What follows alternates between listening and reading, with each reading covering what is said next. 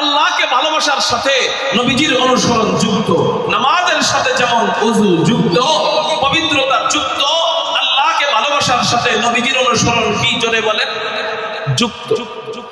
এখন সমস্যা হলো আমরা নবীজিকে অনুসরণ করতে চাই না কেন? নবীজির অনুসরণ মানে ইত্তেবায়ে সুন্নাত, নবীজির রীতির অনুসরণ, আদর্শের অনুসরণ। নবীজির আদর্শের অনুসরণ করতে চাই না কেন? মুহতারাম হাজিরিন, নবীজির আলোচনা চলতেছে, মনোযোগ অন্যদিকে দিব না। আমরা বাবুরা তোমরা কি আওয়ামী লীগ নাকি? হ্যাঁ, এখানে বসে মারামারি করো, হ্যাঁ খেয়াল করো এদিকে।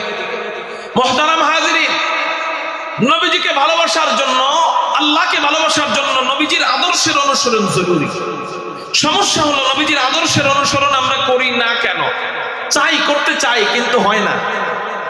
আমরা নামাজ পড়বো আজকে থেকে, চাই যে আজকে থেকে নামাজ পড়বো কিন্তু পড়তে পারতেছি না। আমরা পর্দা করব চাই কিন্তু হচ্ছে না। আমরা চাই মোবাইলে খারাপ জিনিস দেখবো না, হচ্ছে না। কেন? নবীজির প্রতি আমাদের ভালোবাসা কমতি। এই জন্য ভালোবাসা থাকলে অটো অনুসরণ আসে। কি বললাম বলেন? ভালোবাসা থাকলে অটোমেটিক অনুসরণ আসে। আপনারা এলাকার মানুষ পানিকে কি বলেন? পানিকে পানি বলেন, কিন্তু ছোট বাচ্চা মাত্র ভূমিষ্ঠ হয়েছে, কথা মাত্র শিখতেছে, দাঁত মাত্র গজাইতেছে, দাঁত মাত্র উঠতেছে, এই বাচ্চা পানিকে পানি বলতে পারে না, অন্য এক শব্দে বলে। বলেন তো দেখি পানিকে কি বলে? মাম বলে। এই বাচ্চা পানিকে মাম বলে, আপনি পানিকে পানি বলেন, কিন্তু ওর সামনে যখন যান তখন আপনি ওরে পানি সাপতেছেন কেমনে? আব্বু নাও মাম খাও, মাম মাম। ঠিক না বে ঠিক? আপনি ওর অনুসরণ করলেন কেন? আপনি ওর অনুসরণ করলেন কেন? হুজুর এমনি আইসা গেছে অনুসরণ। কেন আসলো? আপনি ওকে ভালোবাসেন, এই জন্য আসছে। আপনি আপনার নবজাতক শিশুকে মহাব্বত করেন, এই জন্য অনুসরণ চলে এসেছে। ইচ্ছা করে বলা লাগে নাই, এমনিই পানিকে আপনি মাম করলেন। ঠিক নবীজির প্রতি মহাব্বত যদি চলে আসে, আপনার বলা লাগবে না দাড়ি লম্বা করেন, এমনিই দাড়ি লম্বা হবে।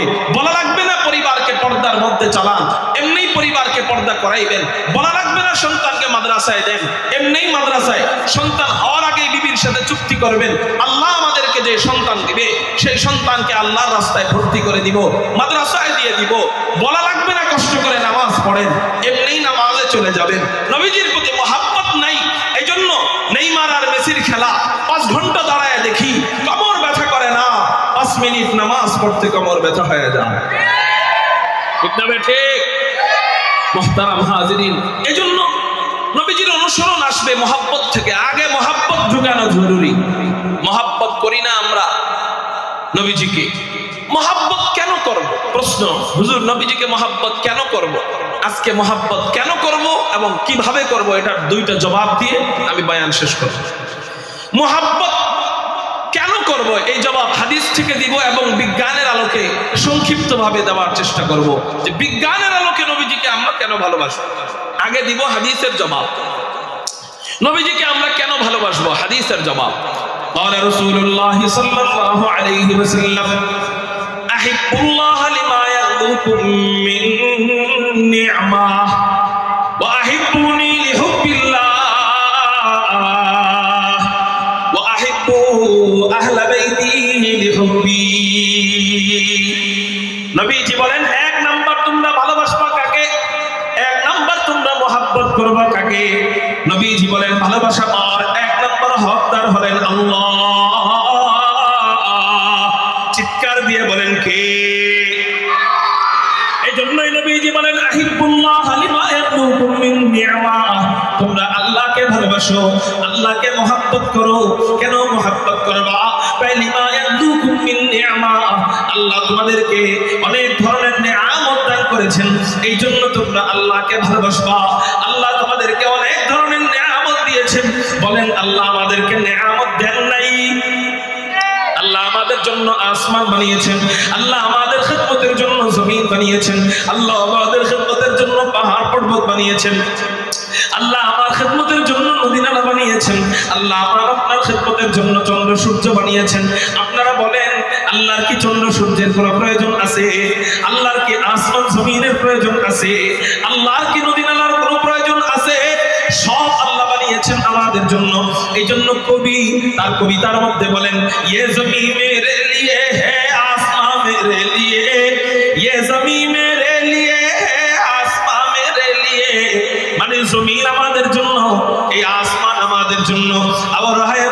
मसरूफ खिदमत कुल जहां मेरे लिए, और है मसरूफ खिदमत कुल जहां मेरे लिए, बरगबर मेरे लिए हाय हर समर मेरे लिए,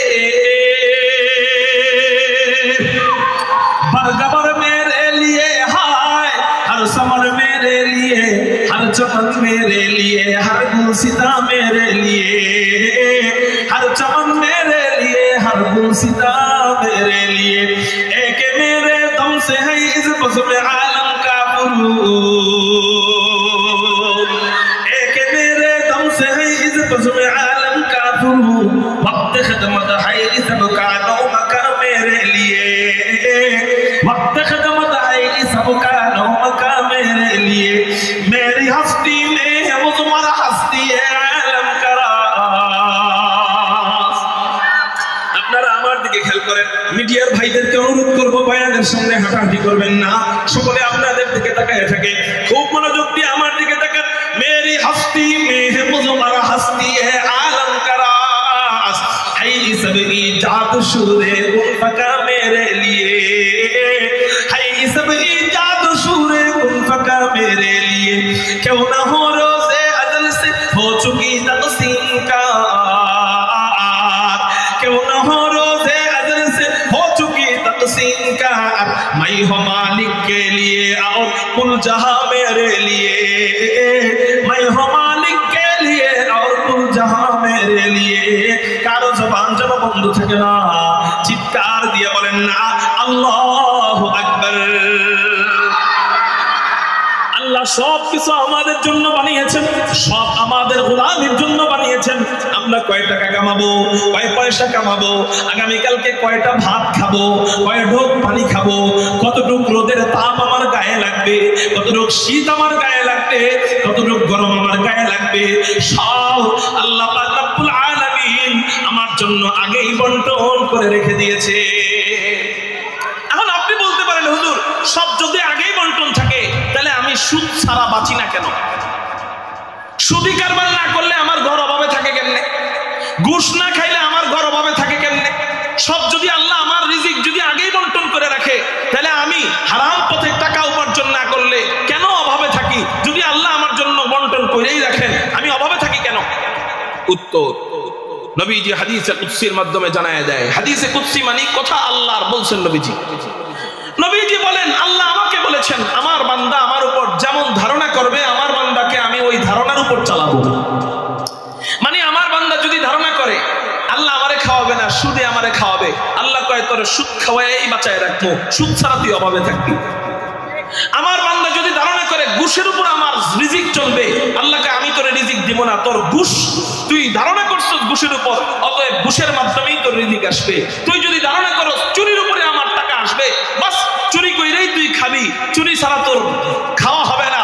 ফলশ্রুতিতে কি হবে? শেষে বরকত নষ্ট হয়ে যাবে।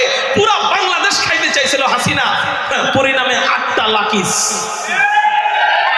পুরা বাংলাদেশ নিয়ে যাইতে পারে নাই, 8টা লেদার নিয়ে যাইতে পারছে। পুরা বাংলাদেশ খাইতে চাইছিল, মানিক চোরা টাকার বিছানায় ঘুমাইছে, পরিণামে বরকত নষ্ট হয়ে কলা পাতায় ঘুমায়। পুরা বাংলাদেশ খাইতে চাইছিল দরবেশ সালমান এফ রহমান, পুরা বাংলাদেশ খাইতে পারে নাই, পরিশেষে নৌকার উপরে ধরা খায়। এটা পায়জামা কেনার টাকা নাই, মানুষের লুঙ্গি পড়ে গেছিল। মুহতারাম হাজিরিন, এজন্য বলি আল্লাহর উপর যে বান্দা ধারণা বাদ দিয়া দুনিয়ার পিছনে ছুটবে, আল্লাহ তাকে বলে যে তুই আমার উপর যেমন ধারণা করছস ওইভাবেই আমি চালাবো, আমি তোরে রিজিক দিব না, সুদের মাধ্যমে তোর রিজিক আসবে। কিন্তু কেউ যদি এই ধারণা করে আমি সুদ বাদ দিলাম, আমি ঘুষ বাদ দিলাম, আমি চুরি বাদ দিলাম, আমি অপকর্ম বাদ দিলাম, আল্লাহর উপর ভরসা করে আমি বসে থাকবো, আমি হালাল রিজিক হালাল রুজি রোজগার করব, আমি ব্যবসা করব, আমি বাণিজ্য করব, আমি চাকরি করব, আমি হালাল পথে টাকা উপার্জন করব। ওয়া মান ইয়াতাওয়াক্কাল আলাল্লাহি ফাহুয়া হাসবুহ। আল্লাহ কোরআনে জানায় দেয় আমার উপর ভরসা করলি কম টাকা কামাইলেও আমি আল্লাহ তোর জন্য যথেষ্ট হয়ে গেলাম। রিজিকের মালিক আল্লাহ যখন যথেষ্ট হয়ে যায়, কম টাকার ভিতরেও আল্লাহ এমন বরকত দিয়ে দেয় যেই বরকতের কোনো কুল কিনারা পাওয়া যায় না। ومن يتق الله يجعل له مخرجا ويرزقه من حيث لا يحتسب। আল্লাহকে যে ভয় করে, গুনাহ থেকে যে বেঁচে থাকে, আল্লাহ এমন জায়গা থেকে রিজিক এনে দেয় সে কল্পনাই করতে পারবে না। আপনি চিন্তা করতেছেন আমি তো বেতন পাই 10,000, এখন যদি আমি সুদ না খাই তাহলে তো আমার পরিবারে টাকা লাগে 15,000, অতএব 5,000 পাবো কই? যাক, আল্লাহর উপর ভরসা করে আমি সুদ বাদ দিয়ে দিলাম, 5,000 কই থেকে আসবে আল্লাহ জানে। আল্লাহ কয় যে ওই যে বাকি 5,000 তুমি কল্পনা করতে পারো নাই কই থেকে আসবে, আমি আল্লাহ অকল্পনীয় জায়গার থেকেই তোমাকে ব্যবস্থা করে দিব। এটা আমার কথা না তো, এটা কোরআনের কথা। হযরতুল আল্লাহ পাশে বসা, জিজ্ঞাসা করে ওমান ইয়াত্তাকিল্লাহা ইয়াজআল লাহু মাখরাজা ওয়া ইয়ারযুকুহু মিন হাইসু লা ইয়াহতাসিব। তুমি ধারণাও করতে পারবে না, অকল্পনীয় জায়গার থেকে আমি আল্লাহ তোমাকে কল্পনাতীত রিজিকের ব্যবস্থা করে দিই। আমি ছোট্ট একটা নজির শোনাই, ছোট্ট একটা নজির। আল্লাহর উপর ভরসা করলে আল্লাহ আমাদেরকে চালায়, উলামায়ে কেরামদেরকে চালায়। আমি বনানীতে জুমা পড়াই, প্রথম জুমায় 2 জুমা পড়াই, প্রথম জুমায় 4,000, দ্বিতীয় জুমায় 4,000, 8,000 বেতন পাই। কিন্তু আমার আব্বা ধানমন্ডি ঈদগাহ মসজিদের খতিব, প্রাক্তন খতিব ছিলেন। আব্বা অসুস্থ হয়ে গেল, কিডনি পাল্টাইতে হইল, 60 লক্ষ টাকা খরচ হয়েছে। কয় লাখ? ফেসবুকে আমার সাথে যাদের এড আছে অনেকেই জানে, 60 লাখ টাকা খরচ হয়েছে। বেতন পাই 8,000 টাকা, 60 লাখ টাকা আল্লাহ যে যখন প্রয়োজন 1 বছরের ভিতরে কেমনে যে ব্যবস্থা করে দিছে আমি জানি না। এটা কেমনে যে আল্লাহ ব্যবস্থা করছে, ওই যে অকল্পনীয় জায়গার থেকে আল্লাহ রিজিকের ব্যবস্থা করে। যে আল্লাহকে ভরসা করে, আল্লাহর উপর তাওয়াক্কুল করে, আল্লাহকে ভয় করে চলে। এজন্য যুবক ভাই আসেন, সুদ ছাড়েন, ঘুষ ছাড়েন, ওটার মধ্যে শান্তি নাই। ওই জীবনে একবার এই টাকা ধরবেন, ব্যাংকে রেখে মরে যাইবেন, শেষ। পোলাপানও এটা দিয়ে শান্তি পাইব না, বিড়ি সিগারেট মদ কিনা পোলাপানও শেষ। রিজিকের উপরে থাকেন, আল্লাহর উপর খুশি হয়ে রিজিকের ব্যবস্থা শুরু করে দেন, হালাল রুজির উপর থাকেন, ইনশাআল্লাহ ওটার মধ্যে আল্লাহ বরকত দিবে। যখন যতটুকু প্রয়োজন আল্লাহর কাছে 2 রাকাত নামাজ পড়ে চান। যদি আপনার ব্যবস্থা পূরণ না হয় তখন আমারে ফোন দিয়ে বললেন হুজুর আমার ব্যবস্থা হয়নি। আল্লাহ ব্যবস্থা করে, আল্লাহ তৌফিক দান করুন। এই জন্য নবীজি বলেন আল্লাহ যে তোমাদেরকে নেয়ামত দিয়েছে, এই নেয়ামতের কারণে তোমরা আল্লাহকে ভালোবাসো। 2 নম্বর ভালোবাসবা কাকে? ওয়াহিব্বুনি লিহুব্বিল্লাহ। 2 নম্বর তোমরা মুহাব্বত করবা আমি নবীজিরে। কেন মুহাব্বত করবা? তাইলে হুব্বিল্লাহ, আল্লাহকে মুহাব্বত করো, এই জন্য তোমরা আমি নবীরে ভালোবাসবা। তাহলে প্রশ্ন কি, নবীজিকে ভালোবাসবো কেন? উত্তর পাইলাম হাদিস থেকে, আল্লাহর জন্য নবীজিকে ভালোবাসবো। চিৎকার দিয়া বলেন কার জন্য নবীজিকে ভালোবাসবো? এটা হলো হাদিসের জবাব। এবার আসেন বিজ্ঞানের আলোকে আমি আপনাদেরকে একটু জবাব দেওয়ার চেষ্টা করি। নবীজিকে আমরা ভালোবাসবো কেন? যারা মানুষের মন নিয়ে গবেষণা করেন ওই সমস্ত বৈজ্ঞানিকরা বলেন একজন মানুষ আরেকজন মানুষকে 4 কারণে ভালোবাসে। চিৎকার দিয়া বলেন কয় কারণে ভালোবাসে? 4 কারণে ভালোবাসে। 1 নম্বর কারণ হলো জামাল, সৌন্দর্যের কারণে একজন মানুষ আরেকজন মানুষকে ভালোবাসে। 2 নম্বর কারণ হলো কামাল, যোগ্যতার কারণে একজন মানুষ আরেকজন মানুষকে ভালোবাসে। 3 নম্বর কারণ হলো ইহসান, ব্যক্তিটা দয়ালু এই জন্য মানুষটাকে ভালোবাসে। 4 নম্বর কারণ হলো করাবাত, আত্মীয়তার কারণে, আত্মার বন্ধনের কারণে মানুষটাকে মহব্বত করে। ঠিক না ঠিক? এই 4 কারণে একজন মানুষ আরেকজন মানুষকে মহব্বত করে। একজন মানুষের ভিতরে 4 কারণ থাকার দরকার নাই।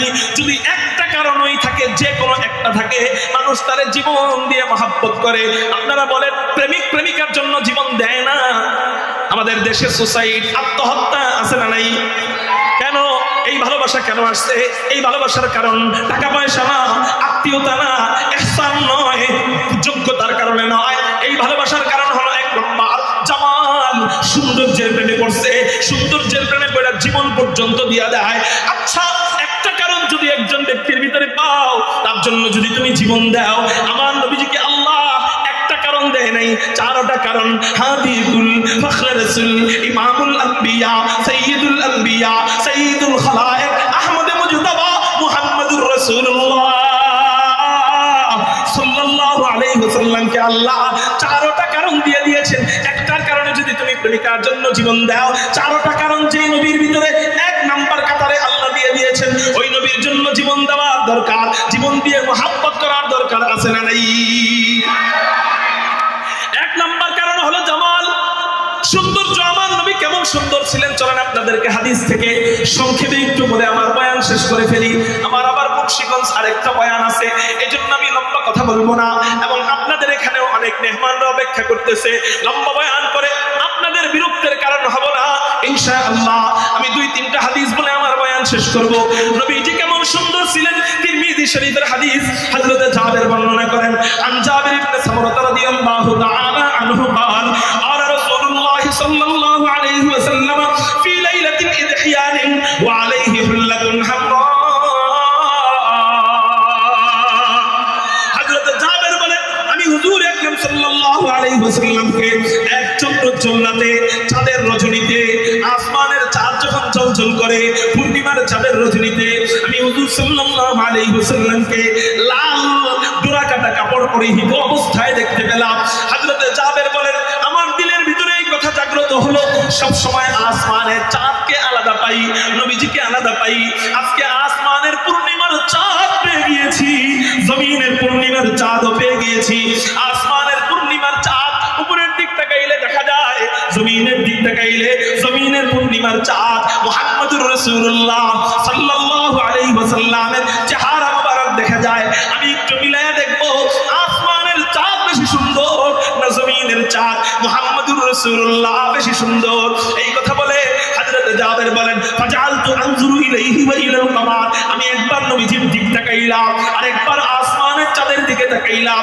বারংবার এরকম করার পর আমার দিলের ভিতরে এই কথা জাগ্রত হলো, আমার দিল সাক্ষী দিতে বাধ্য হলো লাহু ইনদি আহসানু মিনাল কামার, আসমানের পূর্ণিমার চাঁদের চেয়েও জমিনের চাঁদ মুহাম্মদুর রাসূলুল্লাহ সাল্লাল্লাহু আলাইহি ওয়াসাল্লামের চেহারা মুবারক কোটি কোটি কোটি কোটি গুণ বেশি সুন্দর। একটু চিৎকার দিয়ে বলা যায় না সুবহানাল্লাহ? এই জন্যই তো হযরত আম্মা জান আয়েশা রাদিয়াল্লাহু তাআলা আনহা নবীজির আদরের বিবি হযরত আম্মা জান আয়েশা নবীজিকে নিয়ে কবিতা গায়, লানা শামসুন ওয়ালিল আফাকি শামসুন, লানা শামসুন ওয়ালিল আফাকি শামসুন ওয়া শামসি খায়রুম মিন শামসিস সামাই, ওয়া শামসি খায়রুম মিন শামসিস সামাই, ফা ইন্নাশ শামসা তাতলু বা'দা ফাজরিন ওয়া শামসি তালি'ুন বা'দাল ইশাই, ওয়া শামসি তালি'ুন বা'দাল ইশাই। কারো জবান যেন বন্ধ থাকে না, আকাশ পাতাল প্রকম্পিত করে চিৎকার দিয়ে বলি না আল্লাহু আকবার। হযরত আম্মা জান আয়েশা কবিতা বলেন, কবিতার তরজমা কি, কবিতার অর্থ কি? আম্মা জান আয়েশা বলেন লানা শামসুন ওয়ালিল আফাকি শামসুন, ও দুনিয়ার মানুষ সকল তোমরা শোনো, আসমানের জন্য একটা সূর্য রয়েছে, আমার জন্য একটা সূর্য রয়েছে। সুবহানাল্লাহ। আসমানের জন্য একটা সূর্য রয়েছে, আমার জন্য একটা সূর্য রয়েছে। দুই সূর্যের মাঝে কোনটা দামি? আসমানের সূর্যের চেয়ে আমার সূর্য কোটি গুণ বেশি দামি। আসমানের সূর্য কখনো দিতে হয়, জমিনের সূর্য আমার সূর্য কখনো দিতে হয়। ফাইন্নাশ শামসা তাতলু বা'দা ফাজরিন ওয়া শামসি তালি'ুন বা'দাল ইশাই, আসমানের সূর্য দিতে হয় ফজরের নামাজের পর। তোমরা সকলে যখন জাগ্রত হয়ে যাও, সমস্ত মানুষের সামনে আসমানের সূর্য উদিত হয়, আর আমার সূর্য কখনো দিতে হয় ইশারের নামাজের পর। পুরো দুনিয়া যখন ঘুমে বিভোর হয়ে যায়, পুরো দুনিয়া যখন নীরব নিস্তব্ধ হয়ে যায়, তখন আমার সূর্য আল্লাহ অন্ধকার কুঠরির ভিতরে আমার ঘরের মধ্যে আল্লাহ উদিত করে দেয়। লানা শামসুন ওয়ালিল আফাকি শামসুন ওয়া শামসি খায়রুম মিন শামসিস সামাই, ফা ইন্নাশ শামসা তাতলু বা'দা ফাজরিন, ফা ইন্নাশ শামসা তাতলু বা'দা ফাজরিন ওয়া শামসি তালি'ুন বা'দাল ইশাই, ওয়া শামসি তালি'ুন বা'দাল ইশাই। কারো জবান যেন বন্ধ থাকে না, চিৎকার দিয়া বলেন না সাল্লাল্লাহু আলাইহি ওয়াসাল্লাম। আপনারা বলতে পারেন বিবিরা স্বামীর প্রশংসা করবে, এটা স্বাভাবিক। আমি বলবো শুধু বিবিরা নয়, অন্যান্য সাহাবীরা কি বলে? নবীজির আরেকজন সাহাবী হযরত হাসান বিন সাবিত নবীজির কাছে এসে বলে, ইয়া রাসূলুল্লাহ, ইয়া হাবিবাল্লাহ, আপনার জন্য আমি একটা কবিতা বানাইছি, বলবনি? সুবহানাল্লাহ। হাসান বিন সাবিত নবীজির কবি, নবীজির কি কবি? হাসান বিন সাবিত। হযরত আপনার জন্য আপনার সৌন্দর্য নিয়ে আমি একটা কবিতা বানাইছি, বলবনি? শুনবেন আপনারা? নবীজি বলেন, বলো কবিতা।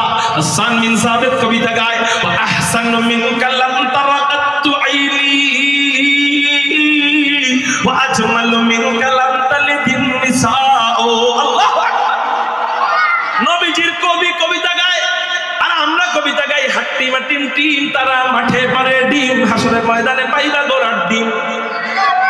হাসান বিন সাবিত কবিতা গায়, ওয়া আহসানু মিনকা লাম তারাকাতু আইনি ওয়া আজমালু মিনকা লাম তালিদিন নিসাউ খুলিকতা মুবাররাআন মিন কুল্লি আইবিন কাআন্নাকা কাদ খুলিকতা কামা তাশাউ। কবিতার তরজমা কি? হাসান বিন সাবিত বলেন, রাসূল আমার এই দুই চোখ আপনার চেয়ে সুন্দর কোন পুরুষ কখনো দেখে নাই। সুবহানাল্লাহ। রাসূল ওয়া আজমালু মিনকা লাম তালিদিন নিসাউ, রাসূল রে আপনার চেয়ে সুন্দর, আপনার চেয়ে আকর্ষণীয় কোন শিশু আজ পর্যন্ত দুনিয়ার কোন মা জন্ম দিতে পারে নাই। এজন্যই তো ইতিহাসের মধ্যে নবীজির সিরাতের মধ্যে পাওয়া যায়, হযরত আমেনা নবীজি ভূমিষ্ঠ হওয়ার পর নবীজির চেহারা মুবারক দেখে চিন্তিত হয়ে গেছেন, টেনশনে পড়ে গিয়েছেন। এত সুন্দর তার চেহারা, নামটা কি রাখা যায়? কারণ যেমন চেহারা হয় ওইরকম নাম না রাখলে মানায় না। আপনাদের খিলগাঁও থানার মধ্যে সবচেয়ে সুন্দর একটা শিশু ভূমিষ্ঠ হয়েছে, কিন্তু নাম রাখছে কালামিয়া, মানাবেনি। নাম রাখছে বল্টু। কি রুচি রে মা বাবার! সন্তানের নাম কি রাখে? ইঙ্কি, মিঙ্কি, পিঙ্কি, আসেনি?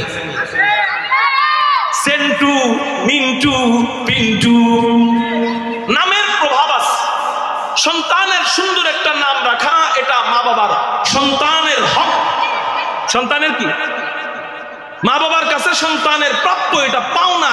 আপনি সন্তানের হক মেরে খান, বড় হওয়ার পরে সন্তান যখন আপনারে খারাপ আচরণ করে, বিবির পক্ষ হয়ে আপনার সাথে বেয়াদবি করে, তখন আপনি বদদোয়া দেন আর হুজুর কন, হুজুর বিপদে পড়ছি। কি বিপদে?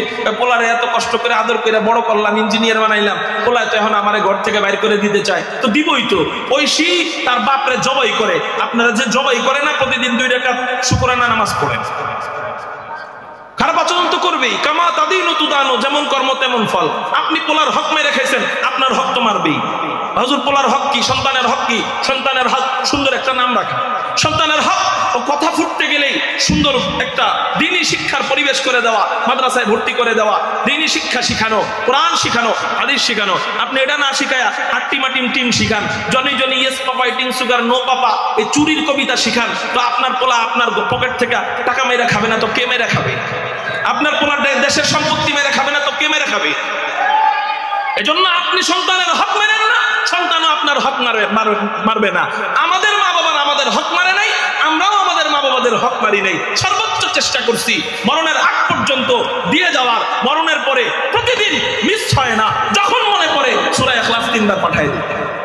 আপনিও হক মারেন না, ওরাও হক মারবেন না। আপনি হক মেরে খান, দ্বীনি শিক্ষায় শিক্ষিত করেন না। শুধুই কেবল স্কুল, শুধুই কেবল কলেজ। আমি না করি না স্কুলে পড়াইবেন না, এটা না করি না, কিন্তু শুধু স্কুল শুধু কলেজ আপনি কোরআন শরীফটা সহি শুদ্ধভাবে শিখাইলেন না। আপনি দ্বীনি মাসালা মাসাইল, নামাজের ফরজগুলা কি কি, রোজা কি কি কারণে রোজা ভেঙে যায়, এই জাতীয় মাসালাগুলা শিখাইলেন না। আল্লাহর আদালতে আপনার ধরা খেতে হবে। আপনার সন্তান আপনার বুকের পাড়া দিয়ে জাহান্নামে যাবে। এজন্য খায়ের যারা আমার পর্দার আড়ালের মা বোনরা কথা শুনতেছেন, আপনারা যারা শুনতেছেন, আপনাদেরকে বলি, বর্তমানে মাদ্রাসায় 1 2 3 এমন ভাবে পড়ানো হয়, এই ছেলেটা 1 2 3 পড়ার পরে আবার 4 স্কুলে ভর্তি হইতে পারে। কিন্তু ফায়দা কি? 1 2 3 পড়ার পর এই বাচ্চাটা কোরআন শরীফ সহি শুদ্ধভাবে শিখে যায়। এরপরে প্রয়োজনীয় মাসালা শিখে যায়, জানাজার নামাজ পড়াইতে পারে, জুমার নামাজ পড়াইতে পারে। এরপরে 40টা হাদিস মুখস্থ হয়ে যায়। ইনশাআল্লাহ এই ছেলে স্কুলে পড়ার পরেও এই ছেলেটার ভিতরে কখনো নাস্তিক্যমনা চিন্তা ভাবনা আসবে না, কারণ ওর দিলের ভিতরে 30 পারা কোরআন আছে। এজন্য বাচ্চাদেরকে ইনশাআল্লাহ কমপক্ষে মক্তবে ভর্তি করব, কমপক্ষে পারলে হাফেজ বানাবো। কারা কারা আল্লাহু আকবার বলে 2 হাত আল্লাহর কাছে রাজি ইনশাআল্লাহ। আল্লাহ তুমি কবুল করো বলি আমিন। রাগ করবেন না, বুঝানোর জন্য বলি। বর্তমানে ইন্টারনেটে সার্চ দিয়ে ইউটিউবে দেখেন, বিশ্বাস না হইলে মাদ্রাসায় যায়েন। 3 ছাত্রদের যে হাতের লেখা, মাদ্রাসার 3 ছাত্রদের হাতের লেখা, রাগ করেন না, 10 ছাত্রের হাতের লেখাও 3 ছাত্রের হাতের লেখার সাথে পারবে না। মাদ্রাসা ছাত্রদেরকে এত যত্নের সাথে 1 2 3টা পড়ানো। মুহতারাম হাজিরিন, যাই হোক, তো বলতেছিলাম বয়ান শেষ করে ফেলবো। কথাটা যেহেতু শুরু করছি এই জন্য এটা শেষ করি। সুন্দর নাম রাখবে। হযরত আমেনা চিন্তা করেন, ওই সময় আবার সাহিত্যিকের জামানা চলতেছিল। কার কি নাম রাখলো, কার ঘরের কোন পোলার কি নাম রাখলো, এটা নিয়ে তখন আলোচনা সমালোচনা হয়। হযরত আমিনা বলে, যে নামই আমার বাচ্চার সামনে আনি বেমানান, মানায় না, যে নামই আনি মানায় না, কি নাম রাখা যায়? কারণ যেদিকে তাকাই ওই দিকটাই মুহাম্মদ, যেদিকে তাকাই ওই দিকটাই নবীজির, যেদিকে তাকাই ওই দিকটা মুহাম্মদ। মানে মুহাম্মদ শব্দের অর্থ হলো প্রশংসিত। হযরত আমিনা বলেন, আমি আমার শিশুর চেহারার দিক তাকাইলাম, চেহারাটা মুহাম্মদ, গালের দিক তাকাইলাম, গালটা মুহাম্মদ, থুতনির দিক তাকাইলাম, থুতনিটাও মুহাম্মদ, ঠোঁটের দিক তাকাইলাম, ঠোঁটটা মুহাম্মদ, নাকের দিক তাকাইলাম, নাকটা মুহাম্মদ, হাসির দিক তাকাইলাম, হাসিটাও মুহাম্মদ, চোখের দিক তাকাইলাম, চোখটা মুহাম্মদ, চাহনির দিক তাকাইলাম, চাহনিটাও মুহাম্মদ, পাপড়ির দিক তাকাইলাম, পাপড়িটাও মুহাম্মদ, ভুরুর দিক তাকাইলাম, ভুরুটা মুহাম্মদ, কপালের দিক তাকাইলাম, কপালটাও মুহাম্মদ, মাথার দিক তাকাইলাম, মাথাটা মুহাম্মদ, চুলের দিক তাকাইলাম, চুলটা মুহাম্মদ, কাঁধের দিক তাকাইলাম, কাঁধটা মুহাম্মদ, গলার দিক তাকাইলাম, গলাটা মুহাম্মদ, সিনার দিক তাকাইলাম, সিনাটা মুহাম্মদ, পেটের দিক তাকাইলাম, পেটটা মুহাম্মদ, হাত পায়ের দিক তাকাইলাম, হাত পাটা মুহাম্মদ, আঙ্গুলিগুলার দিক তাকাইলাম, আঙ্গুলিগুলাও মুহাম্মদ। আমিনা বলেন, আল্লাহ তুমি আমাকে কেমন হাই কোয়ালিটির সন্তান দিলা, যে শিশুর সবকিছু মুহাম্মদ, এমন দামি শিশুর নাম আমি কি রাখতে পারি? আল্লাহ পাক রব্বুল আলামিন হযরত আমিনার অন্তরে ঢাইলা দিলেন, ও আমিনা রে, যে শিশুর সবকিছু মুহাম্মদ, সেই শিশুর নাম আর আলাদা রাখবা কেন? ওর নামটাও রাইখা দাও মুহাম্মদ, ওর নামটাও রাইখা দাও মুহাম্মদ, নাম দিয়ে দেন মুহাম্মদ। মুহতারাম হাজিরিন, যেমন তার চেহারা ওই রকম তার নাম, চেহারার ভুলও যেমন কেউ ধরতে পারতো না, আমার নবীর নামেরও ভুলও কেউ ধরতে পারতো না। আল্লাহু আকবার বলেন। এত সুন্দর একটা নাম রাখছে, নবীজির চেহারার মতো দুনিয়ার কেউ যেমন নাই, নবীজির নামের মতো দুনিয়ার আর কোনো নাম এত সুন্দর নয়। আল্লাহর কথা আলাদা, দুনিয়ার কোনো মানুষের নাম এত সুন্দর নয়। শুধু নবীজির অন্যান্য নামই নয়, নবীজির বংশে যারা আছে ওই বংশের মধ্যেও নবীজির যে সুন্দর কারো নাম খুঁজে পাওয়া যায় না। যেমন সংক্ষেপে আমি একটু বলি, আমার নবীর বংশ দ্বারা দেখেন, খেয়াল করে দেখেন, আমার নবীর নামের চেয়ে কোনো সুন্দর নাম খুঁজে পাওয়া যায় কিনা?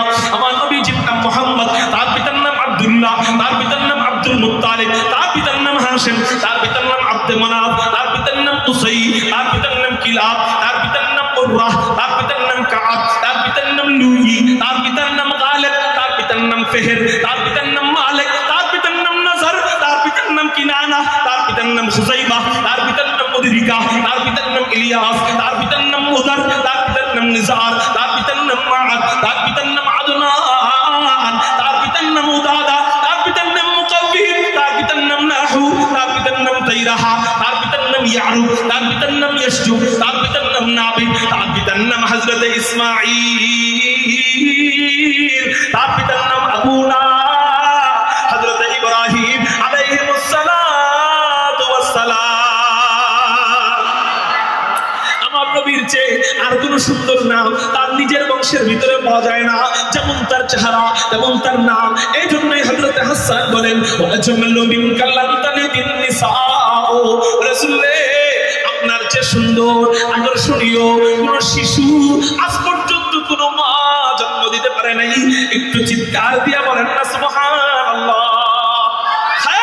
নবীজির নাম, নবীজির চেহারা নিয়া, সৌন্দর্য নিয়া আমি যদি আলোচনা করতে যাই, বিশ্বাস করেন কমপক্ষে আমার জন্য 4 ঘন্টার প্রয়োজন শুধু সৌন্দর্যের বর্ণনা। আমি এতক্ষণ পর্যন্ত শুধু নবীজির বিবি, নবীজির সাহাবী, নবীজির চেহারা নিয়ে কি বলছে এটা বললাম। এটা এখনো বলি নাই যে শুধু সাহাবীরাই নয়, শুধু বিবিরাই নয়, নবীজির সময়ের কাফের মুশরিকরা পর্যন্ত শুধু নবীজির চেহারা দেখা কালেমা পড়া পড়া চিৎকার দিয়া বলতো, লাইসা বিওয়াজহিন কাযাব, এই চেহারাওয়ালা ব্যক্তি মিথ্যা নবী হইতে পারে না। শুধু কালেমা পড়া পড়া চেহারা দেখা মুসলমান হয়ে যাইতো। সময় নাই, এই জন্য আমি হাদিসগুলো আর বললাম না। এতটুকু তো বুঝাইতে পারছি যে আমার নবী দুনিয়ার সব মাখলুকের চেয়ে সবচেয়ে বেশি সুন্দর ছিলেন। ঠিক না ঠিক? সৌন্দর্যের জন্য যদি প্রেমিকের জন্য প্রেমিক জীবন দিতে পারে, আমার নবীজির ভিতরে 1 গুণ নয় 4 গুণ আল্লাহ দিয়েছেন। ওই নবীকে জীবন দিয়ে ভালোবাসার দরকার আছে না নাই? যদি ওই নবীর জন্য রক্ত দিতে উলামায়ে কেরাম ডাক দেয়, গণঅভ্যুত্থানে রক্ত দিয়ে যেমন করে আমরা স্বৈরাচার থেকে আমাদের দেশকে হেফাজত করেছি, ঠিক ঠিক ইসলামের জন্য, কোরআনের জন্য, হাদিসের জন্য, রাসূলের তাবলীগকে হেফাজত করবার জন্য, আমার রাসূলকে, আমার রাসূলের খাতমে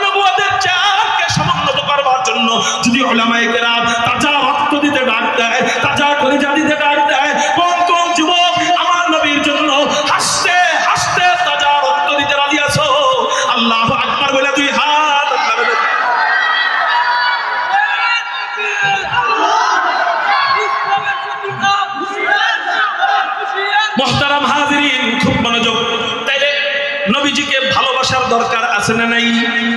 আমি জান্নাতি হয়েও তো ব্যর্থ যদি এত সুন্দর চেহারা নবীজির কাছে আমি থাকতে না পারি, নবীজির কাছাকাছি যদি আমি থাকতে না পারি, আমি জান্নাতি হয়েও আমি মনে করি ব্যর্থ।